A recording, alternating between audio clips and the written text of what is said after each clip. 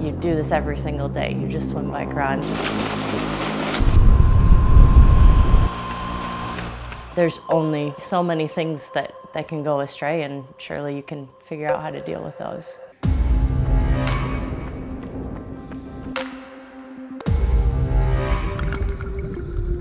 That mentality comes from releasing control of the results and expectations and just kind of allowing the body to do what you do every day, which is swim, bike, run. And that goes into, I guess, day-to-day training as far as not worrying too much about the specifics of workouts or numbers or anything, and just doing the best you can do that day in that session. And then I try to take that same mindset kind of into races.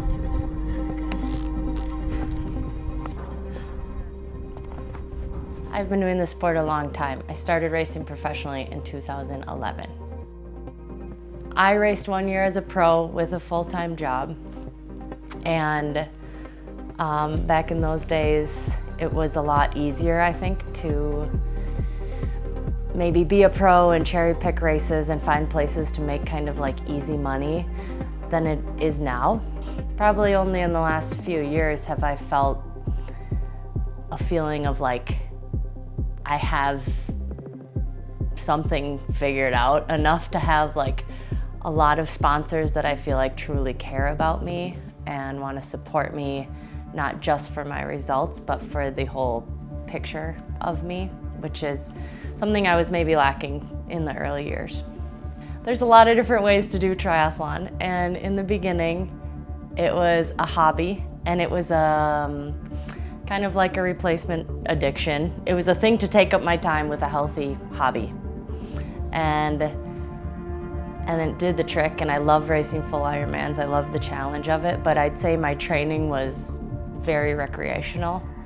I didn't have a coach in the beginning, and I was really just doing whatever I felt like doing for fun, and that was fine. It got me to finish lines, and I have a good personal history in sport, growing up a swimmer. So I think in this current phase, I have a few things that are inspiring me, and one is that how amazing the human body is, that it can keep doing a thing. When I was in my 20s, I would have never thought that like when you turn 40, you can actually still feel good and be athletically doing well. I would have never thought that possible. So now I'm inspired just by that in itself, that wow, the body can still do this at a generally decent level.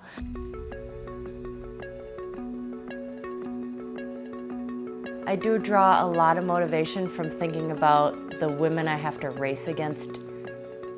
They're out there training as hard as they can every single day. And that inspires me quite a bit, actually. Just thinking that I know everybody's training their hardest. And when you show up, you want to have the feeling that you also prepared your best, even though my best prep might look way different than somebody else. It doesn't really matter. So I do that, and then I'm very in the moment, that I like separate from the big picture. It's also like I just think like, why are you this is just what you got to do. Like, quit wasting your time. Go do it. Get it done. So I'm a little bit like Goggins to myself as far as that goes. Get a little tough. Yeah. I think I kind of stay in my lane as far as like recognizing that everybody's on their own journey and it looks different for every single person. And I have my certain experiences that have made me how I am, and there are things in my training that I can do, and sometimes I'll see some of this new stuff and new trends that come along, and maybe I'll take a look at it. I think I am a big student of the sport. I watch it, I follow it, I know what's going on. So I'm not blind to it, but there's only a few things that I'll say, oh, okay, like maybe that's worth trying or that's worth giving it a shot. But different things are gonna be working for me doing this for so long than they will for a new person getting into the sport.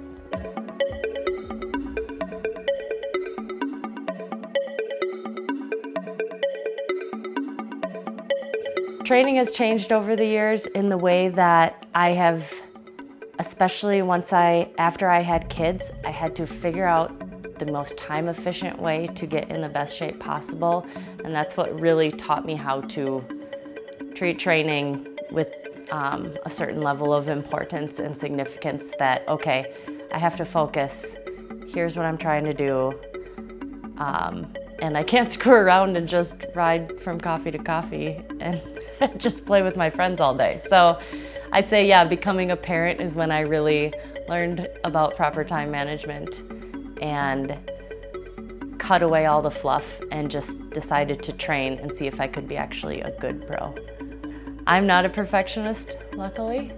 So yeah, every parent knows you can have the best plans possible and things can change very quickly. So I think for me and training, I do my best to stay on my normal schedule, and I do love a good routine.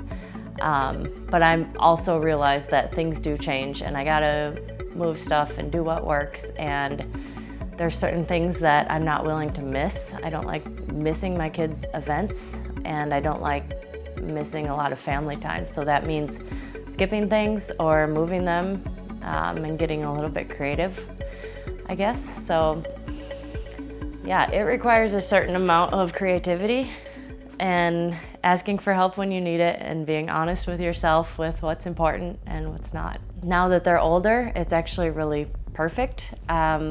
We've kind of brought them up getting used to like training with me. So I was a hardcore stroller runner. Now they're both big enough that they ride next to me on their bikes a lot of times, and I can ride the fat bike and they can ride their normal bikes and for easy rides. So I try my best to keep them as integrated into the whole picture as possible. And now that they can come to races a lot, like it's awesome. And this year especially at Lake Placid, when I was having some harder times, just having them there was like a huge help for me.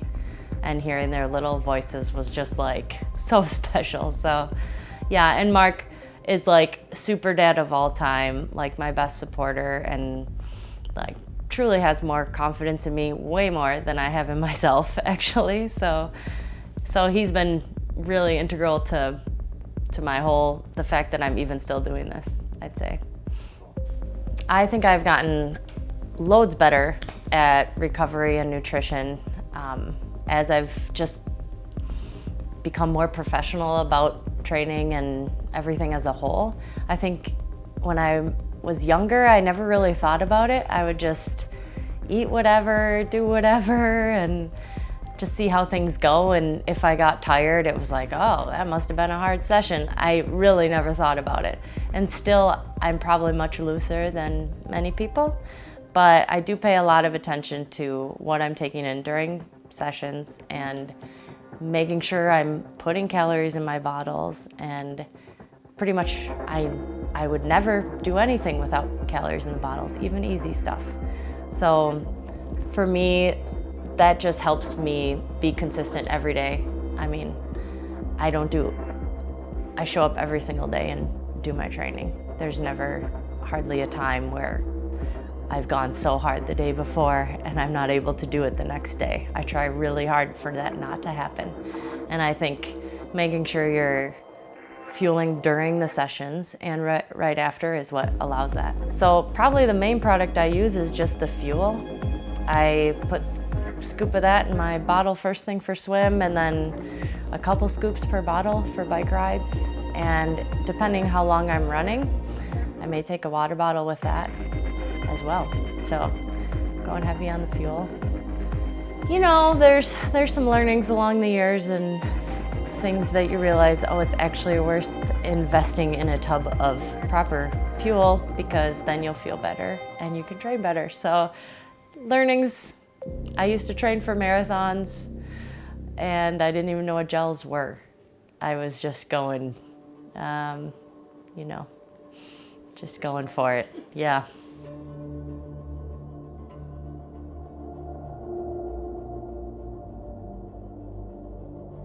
Do you know what my core goals always are?